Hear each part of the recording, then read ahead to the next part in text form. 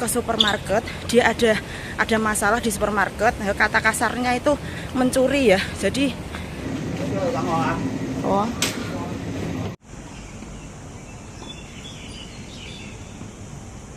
Nah ini kemarin yang bakso aku ambil dari Indo ya. Ini segini kalau nggak salah 15.000 teman-teman. Tapi kalau tahunya aku nggak tahu. Soalnya kemarin ini semua itu 150 sama tempat ini ya. Tempat frozennya ya. Ini baksonya tuh enak banget. Aku kalau nggak salah udah ketiga atau 4 kalinya aku beli ya. Tuh. Ini aku satu bungkus 1 kali makan itu kebanyakan ya. Ini biasanya tak makan 2 kali. Terus ini tahunya juga. Ini tahunya biasanya itu ada yang ori sama yang pedes, tapi kemarin tinggal 1 ya. Sisa 1 tinggal yang ori, jadi ya udah aku ambil aja. Ini nanti aku mau masak 1 ya. Campur sama mie ayam karena mie ayam aku yang kemarin aku masak mie ayam hari apa ya? Hari Jumat kalau nggak salah. Ini hari Senin. Dan masih ada ya, aku taruh di kulkas, nanti aku sekalian makan ya, tinggal 1 kali makan lagi. Ini aku taruh di freezer buat stok beberapa minggu ya, soalnya kan nggak mungkin aku setiap hari makan bakso, paling kalau lagi pengen aku baru masak ya. Itu pun aku masak 1 bungkus buat 2 kali makan teman-teman, soalnya ini isinya banyak banget. Aku taruh di freezer dulu, aku sisain 1 ya, aku taruh sini.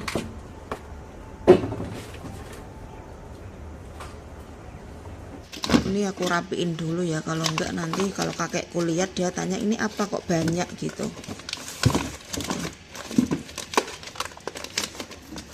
Ini itu isinya udah ada bumbu kuah bakso ya. Kalau kalian pengen bikin bumbu lagi juga malah tambah enak ya. Biasanya aku tambahin bumbu lagi, bawang putih, merica sama daun bawang ya, itu udah enak banget teman-teman. Aku udah lama banget nggak makan bakso. Aku kalau pengen makan bakso ya online dari Indo ya. Soalnya aku pernah beli di sini, di toko Indo sini itu ada yang jual bakso. Tapi kalau dimakan di tempat itu kayaknya kuahnya kurang panas gitu. Soalnya di toko Indo sini itu masaknya itu kayak di panci listrik gitu loh, nggak di kompor langsung. Jadi kalau dimakan itu kurang panas. Harus dibungkus, dibawa pulang, terus dipanasin. Itu kalau menurut aku baru pas ya. Jadi kalau aku terpaksa pengen makan bakso ya aku beli di toko Indo, aku bawa pulang, aku panasin lagi baru aku makan. Kalau dimakan di tempat menurut aku kurang panas, soalnya bakso kalau nggak panas itu nggak enak ya teman-teman. Kemarin itu aku beli sendal kan ya di waktu libur itu. Ini sendalnya kakekku, sendalnya aku taruh di sini sampingnya, kok nggak ada. Giliran aku buka nih, ditaruh kakek di dalam. Ini kiranya punya majikan pasti teman-teman. Soalnya kan ini baru kan. Dia nggak tahu kalau ini kemarin aku beli. Tadi aku pas mau nyapu kok nggak ada. Taruh di dalam sini, disatuin sama punya bosku. Nanti aku tanya sama kakek ya, kalau kakek pulang. Aku lagi sarapan ya teman-teman. Sambil nuang kopi, aku mau cerita. Dulu pernah waktu aku libur, kakekku itu diam-diam masuk ke kamarku. Dia ngecek barang-barang aku yang ada di lemari. Dan dia lihat waktu itu kayak baju-baju, kayak barang-barang aku yang masih baru, kayak daleman-daleman gitu, diambil sama dia, dikeluarin, dijejerin di depan TV. Depan TV kan ada meja ya, ditaruh di situ. Aku pulang libur, aku lihat itu kaget loh. Ini kenapa barangku kok ada di sini? Aku tanya sama kakek kan.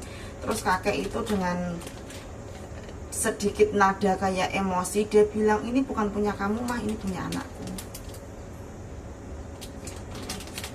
Kakekku pulang.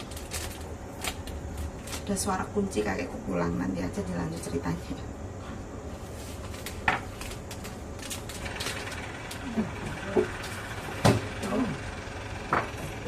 Mua phong hệ cái gọi có ngộ mà ngộ à? Ngộ san chân. Ngộ à? Trời đất ngộ mày à? Ngộ tí sầm về mày à? Thì ra cũng sành à? Lý do giờ mày nó lý do là không có hấp xíu để số hệ. Ngộ tam chỗ à? Có tí hữu chung à? Trộn rồi. Tại ra cứ dùng có hữu chung à? Sở dĩ có hệ ra cũng sành mày đi có gì sắp mạnh. Mua hay vì san chân này. San chân này 攞出嚟用。 Mau. 哦，呢個抌咗啊，小細路。 Một tầm cho nó có hậu chuyên dùng hả thầy à? 係啊，嗰 Có 個 cái có hậu luôn, hậu lấy mày à? Một cái hậu lấy mò, mò dùng. 喂，如果唔新新十年攞嚟喺嗰度攞出嚟用，水又疏人喎。 Lanjut cerita ya teman-teman. Waktu kakek bilang kalau barang-barang yang diambil di kamarku itu punya anaknya, terus kemudian aku foto, aku kirim di grup WhatsApp. Di grup WhatsApp itu ada aku sama ketiga anaknya. Kita di grup itu ada 4 orang. Aku kirim ke situ. Terus tiba-tiba majikan aku datang ya. Nggak berselang lama majikan aku datang, dia marah-marahin kakek, katanya ini semua itu barang-barangnya Cece, barang-barangnya aku gitu kan. Kamu itu nggak boleh masuk kamar Cece, apalagi buka lemari tanpa seizin Cece. Waktu itu juga aku bilang sama kakek, kamu boleh masuk kamarku, kamu boleh lihat apapun yang ada di lemari aku, tapi nunggu aku pulang. Waktu itu kan aku lagi libur ya, harus nunggu aku pulang baru aku kasih tunjuk apa aja yang ada di dalam kamar aku bilang seperti itu. Waktu itu kakek itu benar-benar emosi banget ya teman-teman, sampai dia berantem sama anaknya. Aku bilang sama dadeku waktu itu, udah ya udah nggak apa-apa, aku nggak mempermasalahin soal kakek ngambil barang-barang aku ditaruh di ruang tamu, aku itu nggak masalah teman-teman. Yang bikin aku sakit hati, kakak itu marahnya itu bener-bener kayak di luar kendali dia, kayak bukan dia gitu loh. Dia marah banget sampai kakekku kan punya gigi palsu ya, giginya itu sampai lompat teman-teman, karena saking emosinya kakek ya. Terus waktu itu majikan ngomong sama kakek, dadeku ngomong sama kakek, mulai sekarang kamu nggak boleh masuk kamar Cece, kamu nggak boleh pegang-pegang barang apapun yang ada di kamar Cece karena itu punya Cece katanya. Soalnya kakekku itu tipe orang kalau nggak ada aku di rumah, dia itu suka ngeliat-ngeliat, suka bongkar-bongkar barang yang ada di lemari ya. Karena kakekku itu tipe orang yang nggak bisa diem ya, dia itu suka banget ngecek-ngecekin barang yang ada di satu rumah ini. Lemarinya banyak ya, dia itu suka ngecekin satu-satu apa aja yang ada di dalam ya, termasuk mungkin di pikirnya dia aku nggak ada di rumah, ya udah dia ngecek lemari yang ada di kamarnya aku. Mungkin nggak cuma kakekku aja ya, rata-rata orang sini, orang Hongkong itu kebanyakan itu dia itu nggak bisa duduk diem, dia maunya itu gerak, dia maunya itu kayak keponya itu udah level banget gitu loh. Jadi ya aku maklumin sih. Dari kejadian itu kakekku itu nggak pernah masuk kamar aku, tapi aku nggak tahu juga soalnya kalau aku libur gitu kamarku itu nggak ada kuncinya teman-teman. Tapi sejak kejadian itu aku ngomong sama majikan, kakek itu kalau marah itu nadanya itu tinggi banget, suaranya itu kenceng banget teman-teman. Jadi mungkin tanpa sepengetahuan aku, di belakang aku majikan ngasih tahu ke kakek ya, kalau ngomong sama Cece nggak jangan pakai nada tinggi, nggak usah pakai marah-marah, soalnya mungkin takut kalau Cece-nya nggak betah kali ya. Jadi sekarang itu kakek itu perubahannya itu banyak banget. Dia kalau ngomong itu sekarang itu agak pelan, nggak pernah ngomong dengan nada yang tinggi, dengan sedikit emosi itu enggak. Kalau dulu waktu pertama kali aku masuk itu kakek itu gampang emosi ya teman-teman.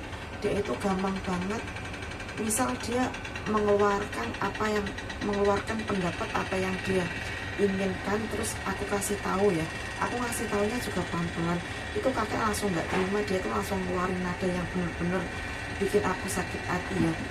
Itu dulu, tapi sekarang itu dia udah banyak perubahan, makanya di sini aku sampai 2 kontrak ya, alhamdulillah. Dan sekarang kakekku lagi mandi, kayaknya udah selesai mandi. Ya sudah, kalau gitu aku lanjut bersih-bersih rumah dulu.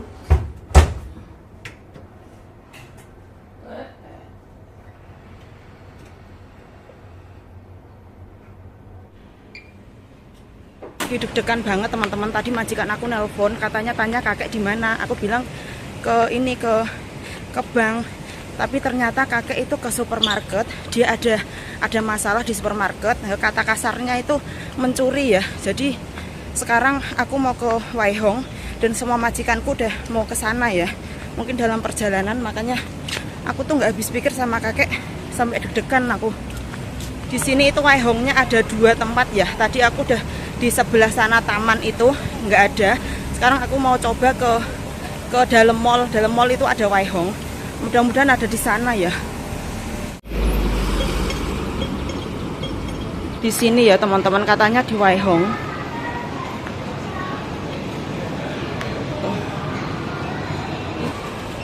Nggak tahu di Waihong sebelah mana. Aku tanya orang ya. Asuk ah,唔好意思啊，我頭先有冇公共喺呢度有事啊？唔知喎，你問翻佢哋啲職員啦，我唔係呢度職員。 Oh, oh ah, bukan. Tadi aku nanya nggak tahu manajernya atau apa, katanya nggak tahu. Sebelah mana berarti? Nggak tahu katanya teman-teman. Tuh. Oh.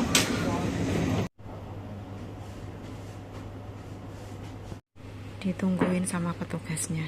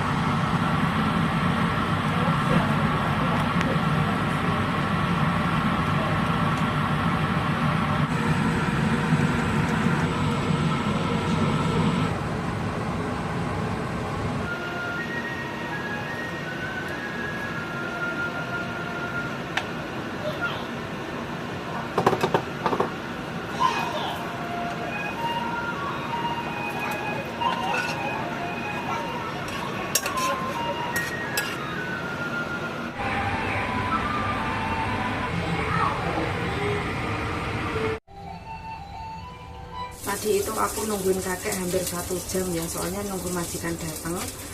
Yang diambil kakek itu 6 buah apel sama 2 botol madu. Tapi apelnya itu udah dibayar, madunya itu nggak kebayar teman-teman. Tadi aku tanya sama kakek, kenapa madunya kok nggak dibayar? Kata dia lupa nggak bayar madu. Padahal yang paling mahal ini madunya ya. Kalau apelnya sih murah, tapi madunya ini yang mahal sekitar $200 lebih. Terus begitu majikan datang, mungkin di belakang layar majikan aku udah ngobrol sama pihak supermarket ya.